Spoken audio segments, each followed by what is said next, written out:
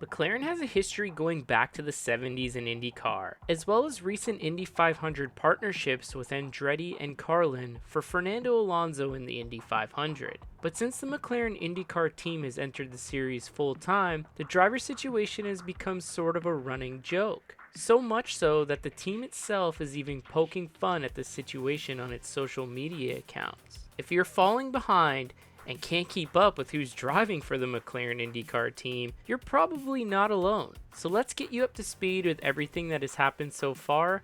But to start this story, we must go back to 2019 when McLaren first entered the series by partnering with Arrow Peterson Motorsports. And almost instantly, the driver musical chairs began. In August of 2019, it was announced that McLaren would enter the IndyCar Series in a collaboration with Arrow Peterson Motorsports, rebranding the team's name to Arrow McLaren SP for the 2020 IndyCar season. It would continue to operate as a two-car team effort for the 2020 season, as that's what Peterson have been running, but there was also a third part-time entry driven by Jack Harvey that competed in the 2019 season. This car was a collaboration with Michael Shank Racing, which would later become Meyer Shank Racing, and was fielded by the Arrow Peterson Motorsports team in 2019. However, Meyer Shank would become its own team in 2020 as it formed a technical alliance with Andretti and get an investment from the Liberty Media Formula One group in October of that year. Meyer Shank had no association with McLaren in the 2020 season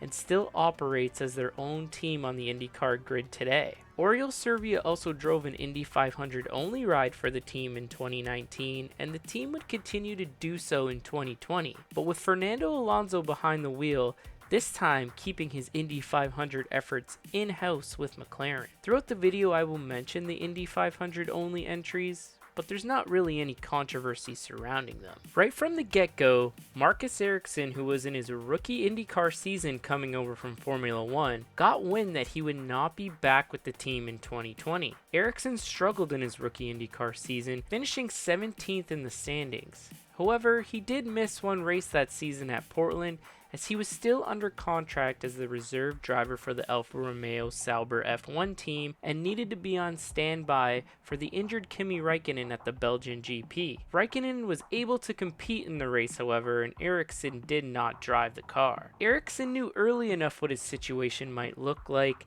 that he was able to work out a deal with Chip Ganassi Racing in a third entry for the 2020 season. Ericsson would be replaced by 2019 Indy Lights champion Oliver Askew. Ericsson's teammate at Arrow Peterson Motorsports was James Hinchcliffe. He also had a lot of questions regarding his future with the team once the news broke about the McLaren partnership. Hinch has been with the team since 2015, and one of the first big questions that arose was the team's switch in engine manufacturers from Honda to Chevy. Hinch was recognized as a Honda driver as he had a pretty big partnership with Honda Canada, but it was reassured by the team that Hinch would remain a part of it. Although he had inconsistent results on the track, Hinchcliffe did have offers on the table from other teams, but chose to be true and stay committed to his current contract. However, the same couldn't be said for the team. James took part in ESPN's body issue photo shoot. If you're not sure what that is, it's where athletes would pose nude, covering themselves up in clever ways in support of body positivity. Hinch did the photo shoot at the Indianapolis Motor Speedway, but title sponsor of the team, Arrow Electronics, was not thrilled about this photo shoot. You can even see the company's logo blurred out in the video posted by ESPN about the shoot with James. The final blow for Hinchcliffe would be when Pato Award became available after being released from the Red Bull Junior program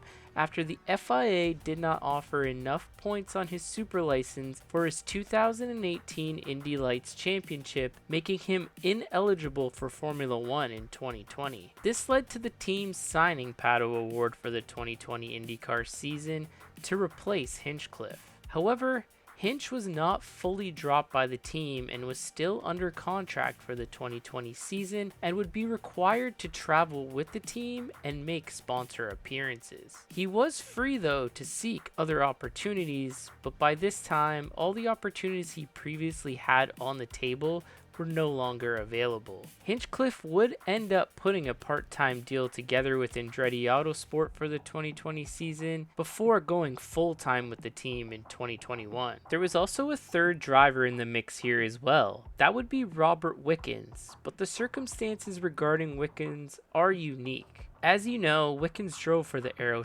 Peterson Motorsports team in the 2018 IndyCar season. He was involved in a major wreck at Pocono that left him paralyzed. Wickens was hopeful to make an IndyCar return despite his injuries and remained with the team in a driver advisor role until this year, where he is now doing a similar thing with Andretti. This move is unsurprising though, as Wickens races for Brian Herta Autosport in the IMSA Pilot Challenge, where he has found success as a race winner and champion. Brian Herta is obviously closely aligned with Andretti Global and has been for some time. Once a part owner and now an employee and race strategist for Kyle Kirkwood. So it makes sense to see Wickens aligned with Andretti Global, and he still is hopeful of making a return to the IndyCar Series using hand controls someday. Now we look at the team in 2020 with the driver lineup of Pato O'Ward and Oliver Askew, both Indy Lights champions. As previously mentioned, Fernando Alonso would compete in a third Indy 500 only entry, and there's not much more to say about Pato O'Ward as he remains with the team and is still the flagship driver to this day.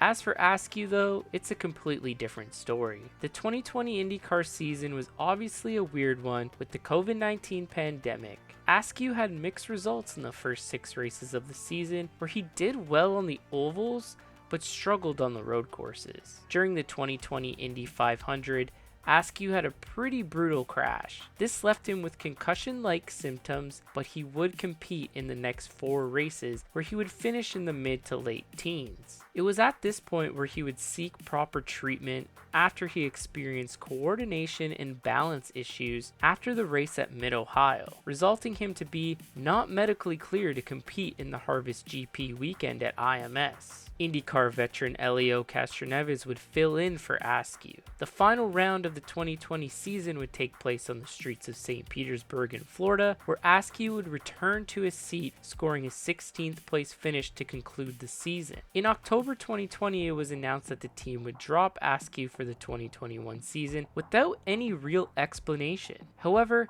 he was not totally done with the team just yet, and this won't be the last time we talk about a driver cutting ties with the team only to return shortly after. During 2021, Askew filled in for Felix Rosenqvist, who we will be talking about in a minute, during the second race at the Duel of Detroit, as Rosenqvist suffered an injury during race 1 on the weekend.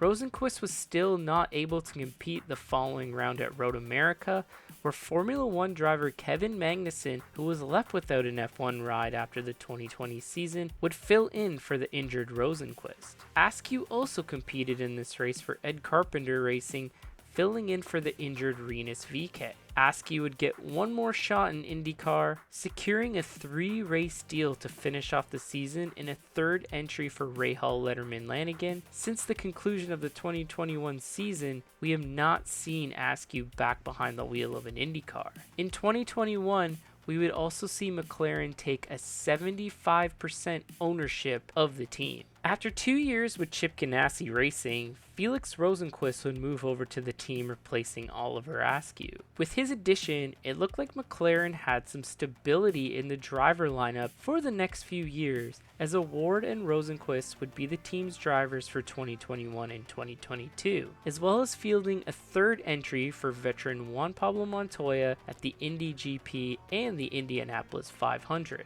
The lineup looked solid from the surface, but this was far from the truth. Right before the 2022 Honda Indy Toronto, there was some controversy and confusion surrounding the 2021 IndyCar champion Alex Palou. I will get into full detail regarding the situation a little bit later, but it was announced that Palou would join the team from Ganassi in 2023. It's also worth mentioning that Palou is in the seat that Rosenqvist vacated when he left Ganassi to join McLaren. The team also announced that Alexander Rossi, needing a change of scenery from Andretti, would join the team in 2023, leaving Rosenqvist on the outside looking in. However, it would be determined that Palou would stay and fulfill his contract obligation with Ganassi in 2023 and join the team in 2024. This secured Rosenqvist's seat at McLaren for the 2023 season, making the team operate as a three-car effort in 2023 with Rossi and Award as his teammates. The team would field a fourth car for Tony Kanaan for the Indianapolis 500, making it his final start in the IndyCar Series. Kanaan remains with the team today as a sporting director and had been a point of contact for the media when asked about driver contracts. Alex Palou would have an incredible season in 2023, finishing no worse than 8th in a single race throughout the entire season and scoring 5 victories en route to his second IndyCar championship. As I said before, I will get into more details with Alex soon, but his success prompted him to stay at Chip Ganassi Racing. This led to more legal battles between Palou, Ganassi, and McLaren regarding who Palou was going to drive for in 2024. This put Rosenqvist in a bit of a hold with the team. The team wanted to keep him, but only if Palou was going to stay at Ganassi. The team waited too long to make a decision on Rosenqvist, and he opted to leave the team for Meyer Shank Racing in 2024. He would replace the injured Simon Pagenaud, whose IndyCar future became uncertain after a crash at Mid-Ohio in 2023. Now let's get back to the Alex Palou situation. In July 2022, Chip Ganassi Racing announced that he had signed Alex Palou for the 2023 season.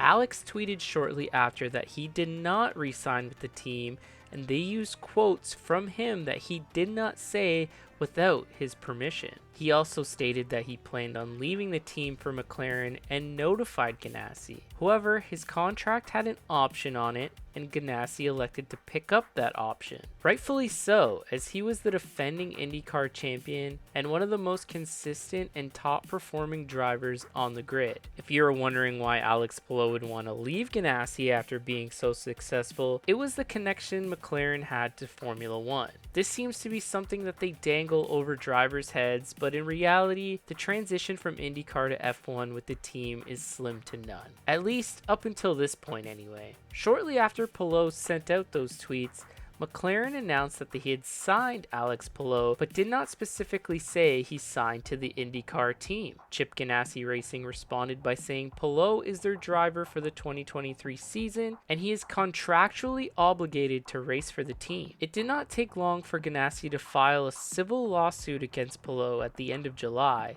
but by the time mid-September rolled around, both parties would reach a mutual agreement, and Alex Palou would race the 2023 IndyCar season with Chip Ganassi Racing. His connections with McLaren would not end there though. Once the dust settled regarding the lawsuit, it was announced that McLaren had signed Palou to its testing of previous cars program. Ganassi won't hold Alex back from making the jump to F1. In October 2022, he would make his F1 debut, competing in FP1 at the United States Grand Prix. McLaren also announced he would be a reserve driver for the 2023 Formula 1 season. This is not the end though. Once Palou had his foot in the door at McLaren, he realized that even being signed to the team, his opportunity to race for the Formula 1 team was slim to none. This, combined with his incredible success at Chip Ganassi, prompted him to stay at Chip Ganassi Racing, as he informed McLaren team boss Zach Brown that he had no intention in honoring his 2024 contract with the team. This led to a $30 million lawsuit against Palou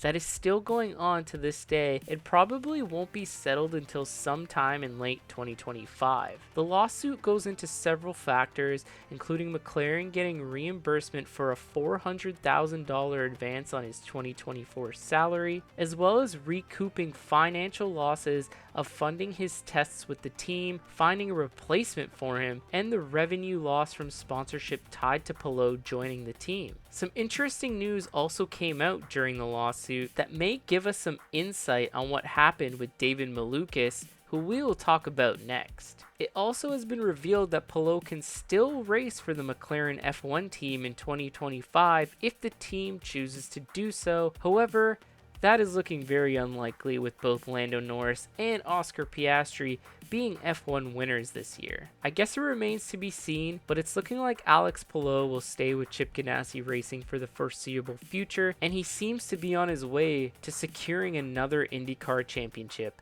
in 2024. With Rosenqvist departing for Meyer Shank and Palou staying at Ganassi, McLaren elected to bring in David Malukas for the 2024 IndyCar season. Malukas ran the last 2 seasons with Dale Coyne Racing. He had some flashes of brilliance, especially at Gateway, where he ran 2nd and 3rd respectively in his first 2 starts at the track. Unfortunately for David though, he would break his wrist in a mountain bike accident prior to the start of the 2024 season. Callum Ilott was brought in to replace the injured Malukas and to start the season for the team during the first 2 rounds at St. Pete and the exhibition race at Thermal Club. Ilott competed in the IndyCar Series full-time prior to 2024, but he failed to find a full-time ride in the series for 2024 after departing Juncos Hollinger and was signed to Jota to compete full-time in the 2024 World Endurance Championship in the hypercar class. Théo Pourchaire, who was the 2023 F2 champion,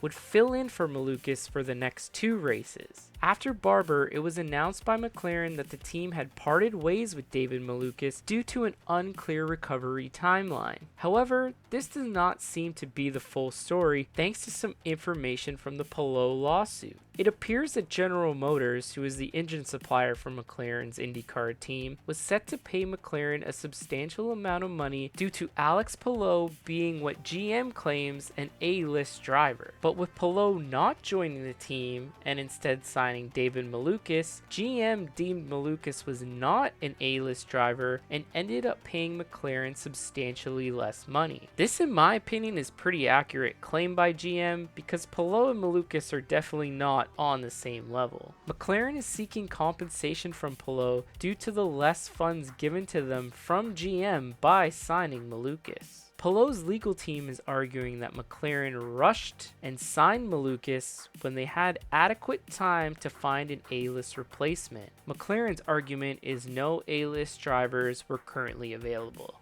This is where Théo Pourchaire comes into this, as he was already acting as a substitute driver for the team. McLaren would announce that they have signed Pourchaire to take over the car full-time upon the release of Malukas, except for the Indianapolis 500, where Callum Ilott would once again fill in. This is interesting because Palou's legal team stated that Théo Pourchaire is an A-list driver, as he was the reigning F2 champion and was considered for an F1 seat. Pourchaire was slated to compete in the Japanese Super Formula Series in 2024, but later withdrew from the series to focus on his IndyCar efforts. Pourchaire signed a multi-year contract with the team, but was later released after competing in only 5 races with the team in a shocking and weird move that left Pourchaire in disbelief. It is believed that Pourchaire may have been collateral damage from the Palou lawsuit as well, as stated earlier that Palou's legal team viewed Pourchaire as an A-list driver. However, there is a possibility that GM does not see him as one, but this has not been confirmed and is purely speculation at this point. Pourchaire went on to bash McLaren in the French media, stating that the team is in financial trouble. He would later retract those comments. Here we are, only a month later from Pourchaire's removal from the team, and he is back in the IndyCar paddock with the McLaren team, due to Alexander Rossi, who we will also talk about soon, breaking his thumb in practice for the Ontario Honda dealers in New Toronto. Pourchaire was flown in from Europe overnight so he could race in Rossi's place for the remainder of the Toronto weekend. The series has now entered a break due to its TV partner NBC's coverage of the Summer Olympics. One can only assume that Pourchaire will drive Rossi's car until he can return. However, that has not been confirmed at the time I'm recording this, and remains to be seen. So, who took Pourchaire's place after his release? Well, that would be Nolan Siegel. Siegel was slated to compete full-time in the 2024 Indy NXT season, as well as split driving duties with Jack Harvey at Dale Coyne Racing at the events that Indy NXT was not running with the IndyCar Series. This included the Indianapolis 500, where he was unfortunately bumped from the race when he crashed during qualifying, giving one hell of a last-minute effort trying to lock himself into the field. Oddly enough, he would also replace Agustin Canapino at Road America following a bizarre death threat situation towards Théo Pourchaire after the two made contact in Detroit. McLaren and Juncos Hollinger had a technical alliance that was terminated after the incident. The announcement that McLaren had signed Siegel came after he won the LMP2 class in this year's 24 Hours of Le Mans, driving for United Autosport, a team that is owned by none other than McLaren chairman Zak Brown. From the interview that Pourchaire gave to the French media, it is believed that Nolan Siegel may have some serious funding behind him. This is hard to confirm though, as he has no visible sponsors with him like many other paid drivers do. This is also important because the IndyCar rumor mill is pointing towards the team's title sponsor Arrow Electronics exiting the team at some point in the near future. This has not been confirmed as of right now. Siegel is currently signed to a multi-year deal to drive the 6 car, but with McLaren's track record over the last few years, that doesn't really seem to mean much. Now we're going to backtrack a little bit back to 2023. After 7 years with Andretti and needing a change of scenery, Alexander Rossi was brought in for the 2023 season, competing in a new third entry for the team. It was also at this point the team decided to drop the SP at the end of its name and be rebranded as the Arrow McLaren IndyCar team. Rossi did not score any victories in his debut campaign with McLaren, but he did show good speed, just lacked some consistency. He would end the season 9th in the final standings. 2024 was looking better, as after 12 races, including the exhibition at Thermal Club, he only finished outside of the top 10 3 times. This did not stop McLaren from announcing his departure at the end of the season though, but Rossi's situation here is a little different compared to some of the others. McLaren had a contract on the table for him, but he did not choose to accept it. The reasoning behind it was the length of the deal. McLaren only offered Rossi a 1-year deal with a 2nd-year option. Rossi wanted more job security with a multi-year deal from the team, and the two sides cannot mutually agree. What this sounds like to me is McLaren wanted to keep their options open, as the team is always looking for newer, younger talent it seems. Rossi brought up a good point during his negotiations though, that being that half the current top 10 in the standings, including himself, are over the age of 30. Heck, 2 of the top 3 are over the age of 40. So does being over 30 really matter? In the IndyCar Series, that might actually be better. As someone who is over 30 myself, this whole thing makes me feel old. There is no bad blood between Rossi and McLaren, and both parties have decided to mutually part ways. The unfortunate part about the story, as previously mentioned, Rossi broke his thumb this past weekend in Toronto, and the team brought back Théo Pourchaire to fill in for him. Does this possibly mean we've seen the end of Rossi at McLaren? That remains to be seen, but as of right now, we don't know where Rossi will end up next season, but the rumor is Prima, who is entering the series next year, may look at Rossi to lead their driver lineup. So, who's taking Rossi's seat next year? Well, that would be Christian Lundgaard. After spending the last 3 years with Rahal, Letterman, Lanigan, it's hard to believe that he's only 23 years old. Like so many other drivers, Lundgaard came up through the F1 development ladder as he was part of the Alpine program. With race wins in F2 and his first IndyCar win under his belt at the 2023 Honda Indy Toronto, Lundgaard hopes his switch to McLaren will give him a more competitive shot at race wins and competing for a championship. Lundgaard was also brought up in Pourchaire's French media interview, saying that he was also brought into the team due to the funding behind him. One would have to assume that is Hy-Vee, but that has not been confirmed that Hy-Vee will follow Lundgaard to McLaren. But I don't think that would surprise anyone if it did happen. So where does this leave McLaren? With 6 different drivers competing for the team in 2024, including Kyle Larson's Indy 500 ride, the team looks to finally have a solid driver lineup set for 2025, with Pato O'Ward,